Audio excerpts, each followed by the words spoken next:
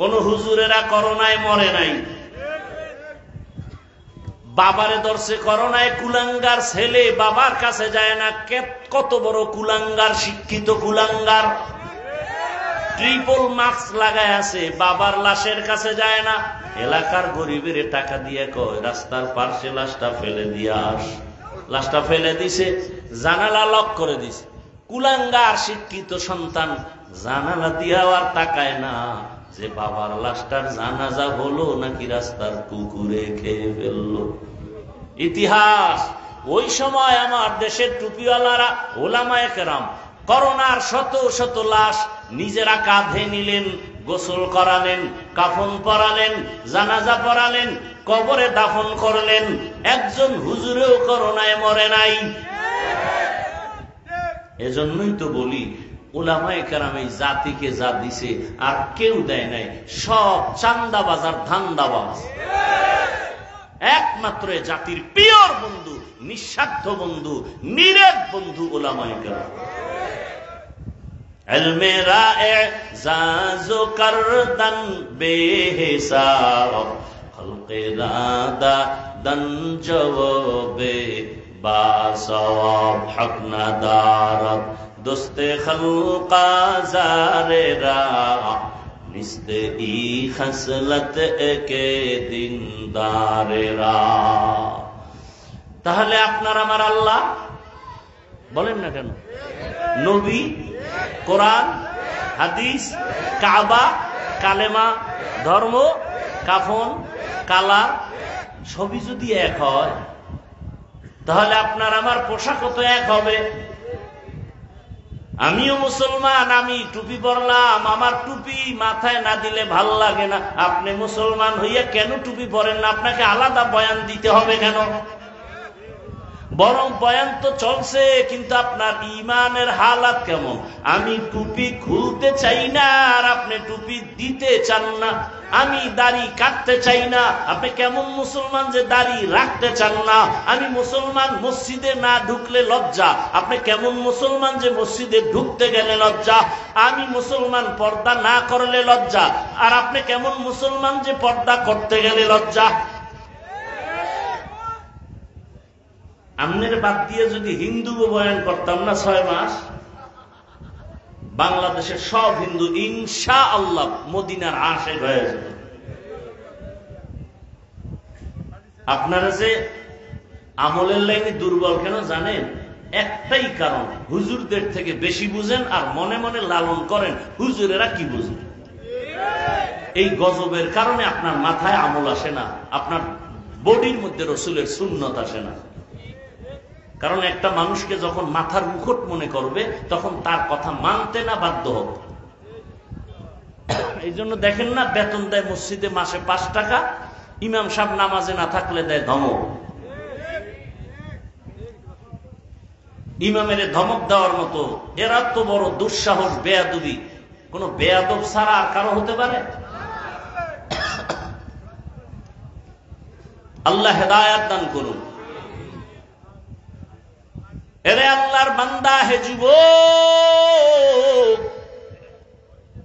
সারা বাংলাদেশে এইভাবেই বয়ান করি, কিন্তু একবারও বলি না তাবলিগে যাও, পীরের কাছে যাও, মাদ্রাসায় যাও, কলেজ ভার্সিটি ছেড়ে দাও। একবারও বলি না, আজও বলি না।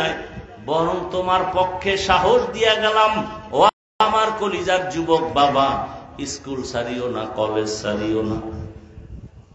চাকরিজীবী বাবারা, ব্যবসায়ী যারা করেন, ব্যবসা করেন, চাকরি করেন, করতে থাকেন।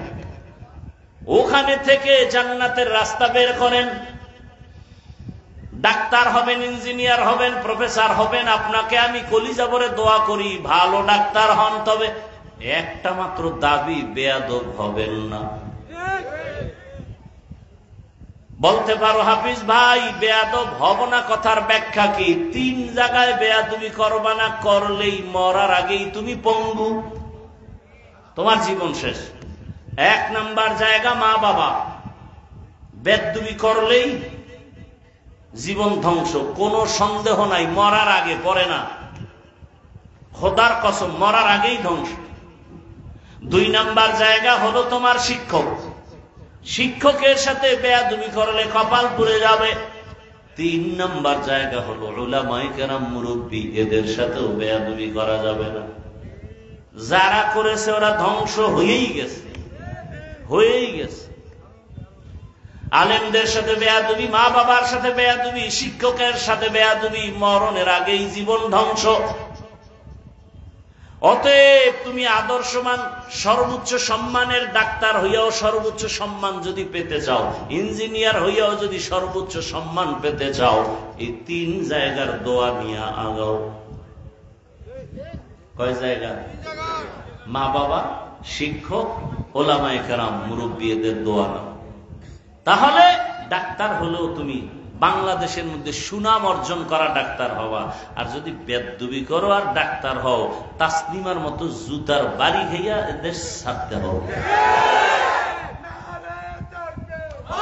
অতএব এই তিন জায়গার দোয়া নিয়ে সামনে আগাও। ও আমার যুবক, মা বাবার দোয়া ছাড়া সামনে কোনোদিন সফলতার দরজা খুলবে না। অতএব যদি বেয়াদবি হইয়াও থাকে, আল্লাহর কাছে তওবা করো, মা বাবার থেকে ক্ষমা নিয়ে নাও। জীবনে তো মনের শখ মিটাইয়া গুনাহ কম করলা না। মনে আশা করছো নামাজ পড়বা না, পড়ো নাই। মনে তোমার শখ লেগেছে, তুমি গুনাহ করবা করেছো, মোবাইল চালাবা চালাইছো, জীবনে গুনাহ কম করো নাই। আজকে থেকে তওবা করে নাও, আল্লাহর কাছে বলো, হে আল্লাহ, আজকে থেকে গুনাহ মুক্ত জীবন চাই। এখন বলবা এটা সম্ভব? আমি তো একই কথা বলি সব জায়গায়। তোমার মতো যুবক জীবনে আলিফ বাতা শিখে নাই, জেনারেল লাইন, স্কুলে পড়ে, 5 ওয়াক্ত নামাজি আছে, আর জিন্দেগিতে আর কোনো ওয়াজের দরকার আছে? এই শুধু এই কথাটা তোমার বিবেকরে জিজ্ঞাসা করো যে, এই কপাল পরা, তোর কপালে কার অভিশাপ লাগছে?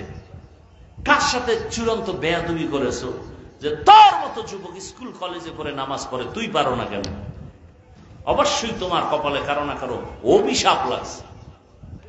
তোমার মতো যুবক র্যাব, আর্মি, পুলিশ, বিডিআর এ চাকরি করে, 5 বেলার নামাজ পড়ে, মা বাবার খেদমত করে, তুমি পারো না কেন? অবশ্যই তোমার কপাল পুড়ে গেছে।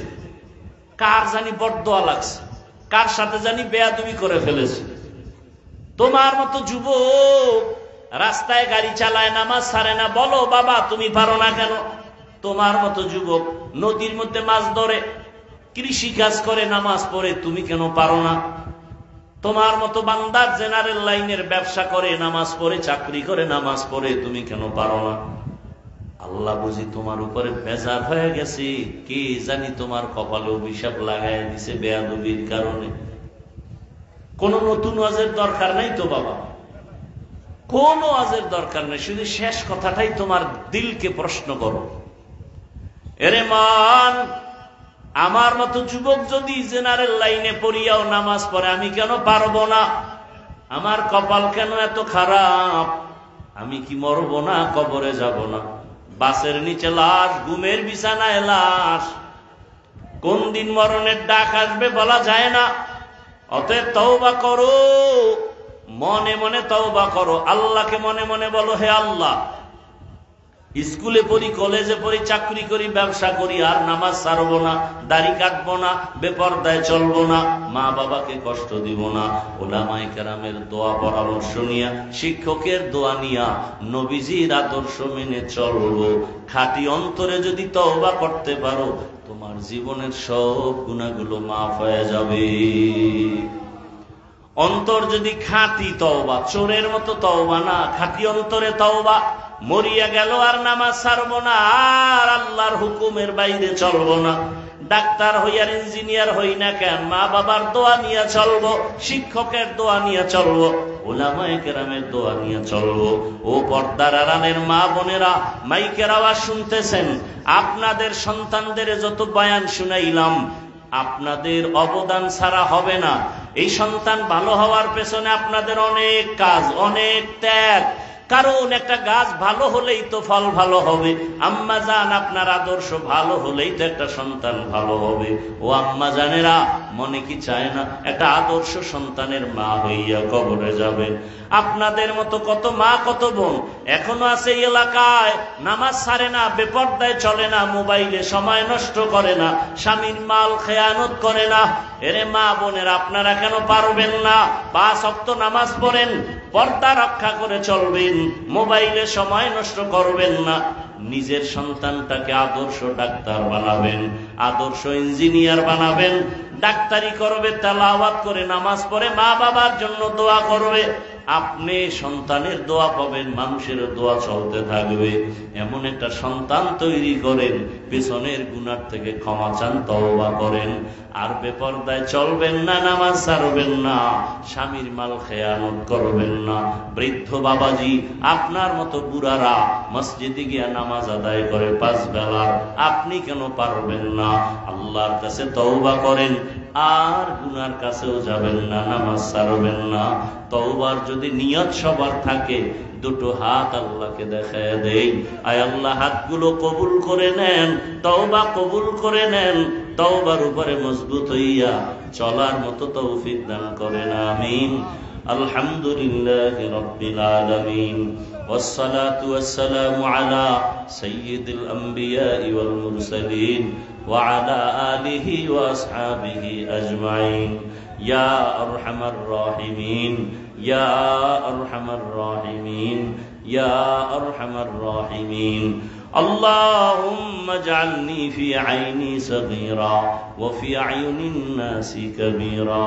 اللهم إنك عفو كريم تحب العفو فاعف عنا. اللهم إنا نسألك رضاك والجنة ونعوذ بك من سخطك والنار. ও দয়ার মালিক, মেহেরবানি করে মাহফিল কবুল করে নেন। শেষ পর্যন্ত উলামায়ে কেরামের বয়ান শুনে দোয়া করে যাওয়ার তৌফিক দান করেন। আল্লাহুম্মা ইন্না নাসআলুকা ইলমান নাফিআ ওয়া রিজকান ওয়াসিআ ওয়া শিফাআন মিন কুল্লি দা। আয় আল্লাহ, এলাকায় শান্তি দান করেন, মা বোনদের আবেদা বানায় দেন, সন্তানগুলো নেককার বানায় দেন, মোবাইলের গুনাহ থেকে আমাদের হেফাজত করেন, 5 ওয়াক্ত নামাজি বানায় দেন, সারা দেশবাসীকে শান্তির জিন্দেগি দান করেন, সারা দুনিয়ার মুসলমানদেরকে হেফাজত করেন।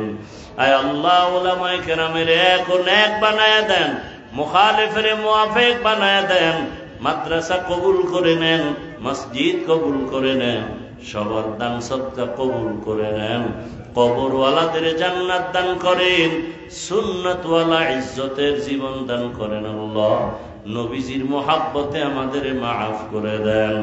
আল্লাহুম্মা নব্বির কুলুবানা বিনুরি মারিফাতিক, আল্লাহুম্মা তাহহির কুলুবানা আন গায়রিক, ইয়া আল্লাহু ইয়া আল্লাহু ইয়া আল্লাহ। ওয়া সাল্লাল্লাহু তাআলা আলা খায়রি খালকিহি মুহাম্মাদ ওয়া আলিহি ওয়া আসহাবিহি আজমাইন। আমিন আমিন আমিন বিরহমাতিকা ইয়া আরহামার রাহিমিন। সম্মানিত হাজিরিন, এখন এশার আযান হবে। আমরা এশার নামাজ পড়ব। এশার নামাজের পরপরই আমাদের মাঝে